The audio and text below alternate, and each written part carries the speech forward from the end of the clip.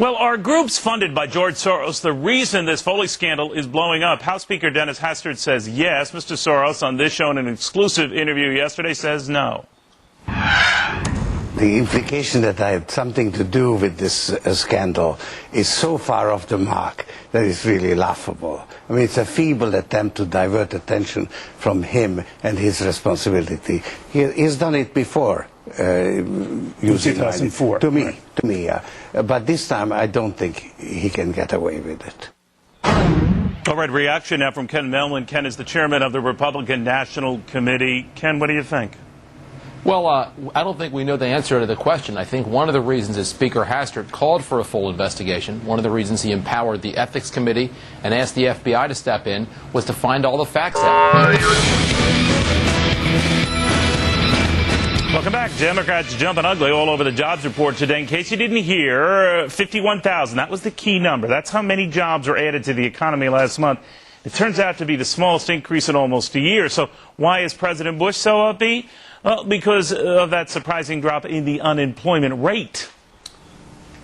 Our economy is strong. I say that because today we got more good news. National unemployment rate is down to 4.6%. Here to compliment the president and say what a nice job he's doing is Democratic Congressman Charlie Rangel of New York. Congressman, good to see you. I think the president is doing a fantastic political job, but it's not based on reality. You don't count with the unemployed. Okay, so the bottom line is you guys, that is, Democrats, have to paint things as awful. Republicans have to say things are nice. No, I would want a Republican like you to agree with what I'm saying. You don't know my party affiliation. Strike that out. I'm going to ask you this. I'm going to ask you this. Do you think, and I know you haven't measured your office for the chairmanship of the House Ways and Means or bought curtains yet, but I wonder from a lot of lot of Democrats' point of view, Charlie, whether they're getting a little too cocky. It's not. You've done it before. I know, but the Republicans have never so self-destructive. Do you think the Foley thing that disrupted it, that there was momentum going the Republicans' way with the lower gas prices, the markets on the week? I think we have a look at how we are doing year to date. They have a great market year, all the major averages up appreciably. That this was the wind at the Republicans' back, and then the Foley thing hit. Ford and Chrysler that lost their jobs. But it's the same way we measured 10 years ago. You're happy when we had numbers like that 10 years ago, right? Hey. 10 years ago is not preceding the election, so whatever happened 10 years ago, you can interpret all you want. I assume what he is saying is a positive, upbeat thing as relates to what's happening in November, and I'm saying that's okay with me. Ignore the election for a second, and it's hard for you guys to do that. Yeah. And hard for we in the media to do. But if you have 4.6% unemployment, which is around where we were 10 years ago when Bill Clinton was president, that was all hunky-dory for a lot of Democrats then. Not now. Why not? Because of the larger number of people that are falling into the unemployable bracket, the number of people that had been working, that have been laid off. They've sorted. But there were dislocated workers then. They're dislocated workers now. Because I don't remember you bemoaning the dislocated workers then. I see you doing it now. I want you to know, and I think you would agree, and whether it was Democrats or Republicans, whether it was 10 years ago, whether it was yesterday. Did you know Congressman Foley? Very well. He serves on the committee. He's a very well-spoken guy. We knew the rumor was sexual orientation. That was a given, I was told. But did anyone suspect or whisper, hey, you know, him and Never. Foley, and not just we don't know. We don't know. But let me ask you this. Right. Taxes. Everyone says Charlie Rangel gets in there. He's going to want to raise those taxes or make sure the president's present tax cuts expire and go away. Expires in 2010. First of all, you would not be for extending them. At 2010, at my age, I don't buy green bananas. So you wouldn't? All right.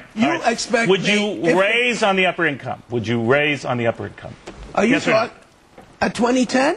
No, now. No, of course not. No. So no tax hikes. Nothing before 2010. If we're talking about anything that's there, to say that we would retroactively raise taxes would be wrong. All right. I'm going to hold you to that. We'll see what happens. All right. Charlie Rangel. I'm chairman. I wish you let the rest of the world know. More after this.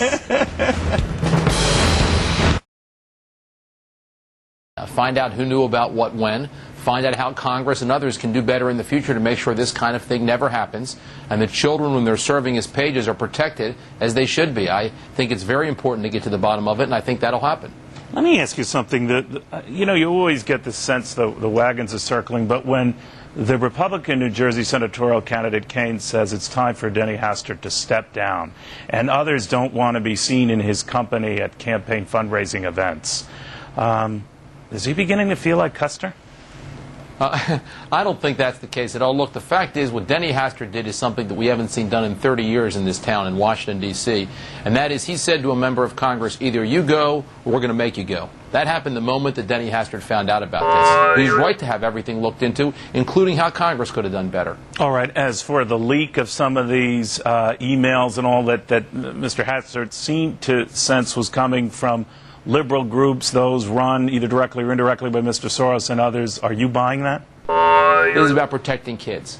You know what is interesting, though, Ken? I mean, human nature being what it is, what is different about the Republican response to this from prior crises is that some of you appear to be divided. I'm talking about Congressman Boehner, who kind of distanced himself from the Speaker, and others who have done pretty much the same, as if they're trying to say it's all this guy's fault. That is very, at least, un-Republican from prior crises. And the image it gives to people, again, fairly or not, is that you guys are fracturing. Are you? I don't think Republicans are fractured. I think on the issues Americans care the most about, Republicans are united. You saw last week Republicans acting to make sure that we protect America against the terrorist threat, acting to make sure we have an interrogation program, to make sure we have surveillance of the enemy. What happened with most Democrats? They were mostly against those programs that are critical tools to win the war on terror. We also saw last week the man that, if the Democrats were in control, would be chairman of the Ways and Means Committee, saying you'd get across-the-board tax increases, and also saying that they would even consider potentially cutting off funding for the troops in Iraq. This question of making sure that kids who are working in the Capitol are protected is a critical question. Republicans are united behind a full investigation. They're united behind the wrongdoer, Mr. Foley, being removed from Congress.